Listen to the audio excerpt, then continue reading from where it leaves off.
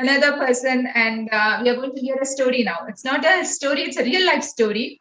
Like I would say, some journeys are more complicated than others. The journey of a CHD parent is a steep uphill climb with no time to rest.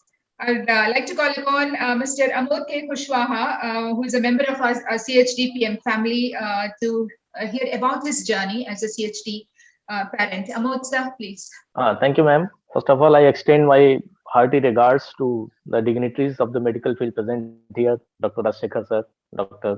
Sunil GS sir, Dr. S. Maniram Krishna sir, Dr. Navneeta Sasikumar ma'am, Dr. Sri Hari M sir, Dr. Smita Mishra, and Dr. Mahesh Kapanail sir. And also, I extend my regards and welcome to the members of the CHD community like Hari Krishnan, Rajdeep, and Apu, who are the CHD warriors, and parent members from the CHDPM, it is Jonali ma'am, Srishti ma'am, Sajni ma'am, and Tarana ma'am, all this. In fact, as you told, this is not a story, it is actually a journey that I have been moving on since last 7 years. And I remember the year was 2015 and the date was 7th February. My son Parth was born at 9 p.m. And suddenly I noticed that his lips are turning blue, his nose tip is turning blue, and his fingertips is turning blue. I reported the matter to doctor, and doctor put him simply into that incubator. So he spent there whole night. Next morning he came out, and he spent with us that day and night. But again next morning he started turning blue. Then again he was put into that machine again,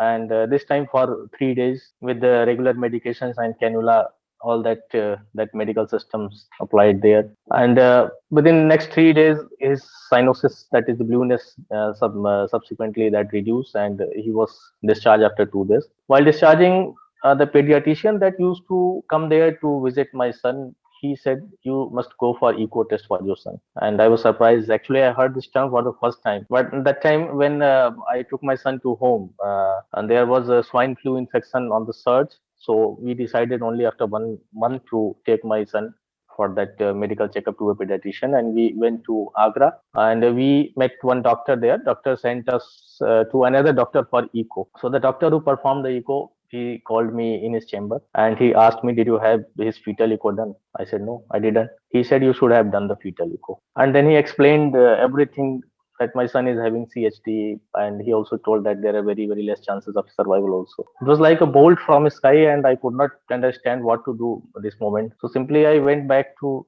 the pediatrician whom I have met. He just saw the report, echo report, and I remember his lines. He said, you immediately go to AIMS if you want to see your son alive. And AIMS was a place that was totally unknown to me for that time. And the time when doctor was saying these things to me was around 10 p.m. night. And next morning we left for AIMS. And when we reached AIMS, we could not understand what to do, where to go for the medical aid, and which person to contact. Actually, everything was unknown to me. I went to emergency. I took my son to emergency. The doctors there said that we don't have any bed, so we cannot take your son for now. So I was disappointed. I was depressed also. I felt anger also about the healthcare system of the country. But then one doctor, he suggested me to come through the OPD. Then I said, okay, fine, I'll come through OPD. But when I went to OPD, I found that there were some 200 parents were there roaming here and there. All were trying for the son OPD card for their wards. And one surprising thing, I came to know that only 30 patients could be registered in a day. So it was a Herculean task for me to get that OPD card for my son. And you'll be surprised to know that people started lining up for getting that OPD card from the night 12 a.m. only. And the month was March. It was quite cold also. Anyways, I struggled hard and I got the OPD card next morning. And we met Dr. Anita Saxena ma'am, and he suggested for echo. After 1 week, echo was done and everything was clear. And then ma'am actually explained the nature of CHD my son has. Actually, it was a critical type, and she told me that your son is having that tricuspid atresia, pulmonary stenosis. Your son is having VSD. Your son is having hypoplast ventricle also. That means your son is having that single ventricle. His ventricle is not developed completely, and told me that 3 surgeries would be performed, but then also the life expectancy would be very, very less, say 20-25 years or little more like that. And my case was referred to Dr. Rajsekhar sir. I went to Dr. Rajsekhar sir, and he explained once again everything to me and asked me to decide whether I would like to go for surgery or not. I simply said, "Sir, I would go for surgery." And then this journey began. And my son has undergone the BT shunt surgery in 2015, and then he underwent that BD Glen surgery in 2017, and then recently in 2021 he underwent his content surgery in the month of October 2021. And all the surgeries were performed by Rajasekhar sir only. And with God grace, my son is now fine. He is playing with his younger brother. He is smiling with us. He is fine. I can say that today is fine. So this is a journey, and many questions are there. As Sanjay ma'am also told, that one question frequently strikes mind: why me? Why my son? But when I sit back and look back, and I discuss with other parents, because when I go to AIMS, I try to discuss with other parents, try to find their concerns, try to find their worries also. And one thing I found very common, that all the parents, they face a lot of hardship in this journey. They really face a lot of hardship in their journey. And some of the journeys that I have noted are actually common to all of us, that can be categorized into the three heads. There are three heads of the hardships that all the parents who come to know that his ward is having a CHD problem they face. The first is the healthcare infrastructure in our country. I mean, the condition is really very pitiful, and there is disproportionate ratio between the pediatric cardiologists, pediatric cardiac surgeons, and the number of CHD cases. As Sunil sir also told, that roughly 2 lakh to 2,40,000 CHD cases are coming up everywhere in our country. So, and the pediatric cardiologists and pediatric surgeons, they are really very less. So there is a type of disproportionation. This is a big problem. And the problem especially worsens when you reach the places like smaller cities. They are not having any proper cardiac care center. And whatever cardiac care centers are also there, they are in big cities like Delhi and Bangalore. So there is a type of maldistribution. There is improper distribution. And that means the population of a particular city is able to access that particular healthcare service, and the population of other cities, they are not able to access that. So again, the discrimination starts from here only. I mean, there are many parents who are not getting proper treatment, who are not able to find access to the healthcare. So this is one thing, one problem which is faced by most of the parents, and this is most common thing, that is the problem of the healthcare infrastructure in our country. Second problem is the cost associated with the treatment of these CSD, and also the associated financial burden that incurs on the parents. If we see, mostly except few government hospitals like AIMS Delhi, PGI Chandigarh, and Jipmer Pondicherry, and Jaydev Hospital Bangalore, UN Mehta Hospital Ahmedabad, and Nizam Institute of Medical Sciences Hyderabad, and some of the hospitals of charitable trusts, the surgeries are being carried out in the private hospitals, and the cost is so high that it really becomes unaffordable for a larger section of Indian population. And when you talk of the government institutions also, they are actually overburdened. I have seen the case of that AIMS. The caseload is so high that we encounter a large waiting list.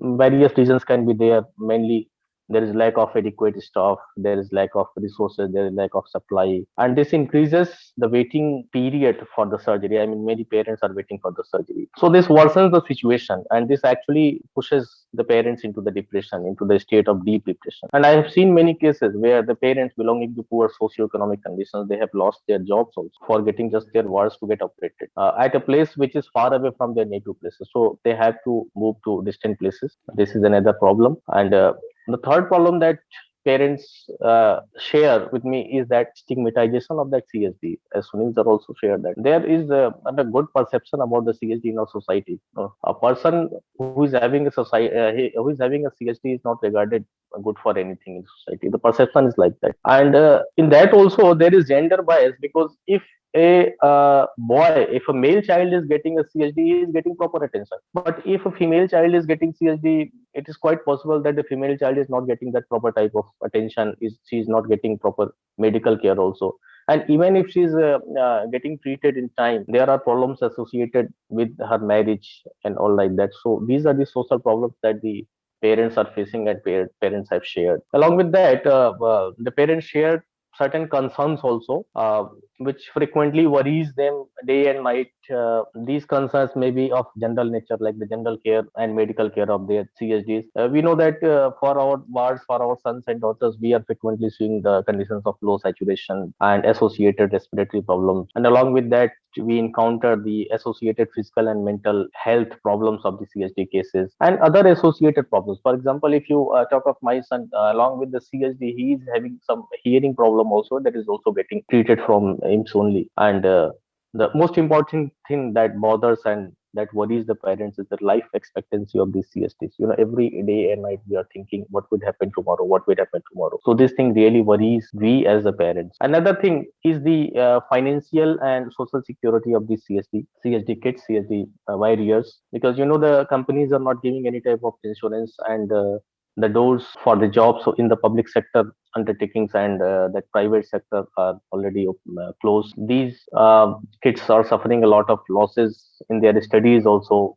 because of the because of frequent visit to the hospitals for medical checkup and that surgical intervention. So this is another problem. And even if there are certain persons with CHD who are in job and they have to take a significant number of days of leave, they are losing their jobs frequently. This is also being encountered. So these are some of the problems. These are some of the concerns. One thing that I specifically noted by moving here and there, one problem is also the rampant corruption and bribery in the government setups. I mean, bribery may not be necessarily in the form of money only. That may be in form of political favoritism also. That may be in form of political approach also. Suppose you have got the date of surgery or some test, and some other person comes from some political background, having some political backup, and your bed is given to that person. So this also deteriorates the condition of these people. And in these cases particularly, the persons from the underprivileged sections, they suffer the most. So this must be taken care of. We as a parents, we desire some changes in the existing system. And some of the changes can be, we can establish the better CHD care infrastructure in the government sector. In fact, all the hospitals in the government sector should have the CHD care center, and a dedicated CHD care center should be established on the basis of that population criteria in different states. For example, I belong to Uttar Pradesh. It is a big state, and so we need more number of CHD care centers. And we can say that CHD care infrastructure should be established in all states, particularly in the smaller places, smaller cities, and depending on that population criteria. And we must consider, I mean, not only we, actually the company should consider, and the policy should be framed that these people must get some form of health insurance coverage, so that at least life goes a little smoother, and free lifelong medical care should be. For that, I was thinking that some unique ID cards may be generated. So these ID cards can be used as the cashless health cards also. So these provisions can be there, and most important thing is there must be some certainty of jobs in the public sector. I mean, certain posts must be earmarked, and above that, CSD awareness campaigns must be run across the country. And the parents must be informed that some of the CSDs are totally curable, and in these things, we should not feel the hesitation or kind of shame in discussing these things with the parents. Okay, so we should run the destigmatization campaigns like that. So this is my story. The world is beautiful, but we should make the world more beautiful for our CHD warriors also. Okay, Yeah, this is the yes. story of every single parent who's having a CHD kid, and at least we must help these warriors realize their full potential. So I should wind up myself. Thank you so much.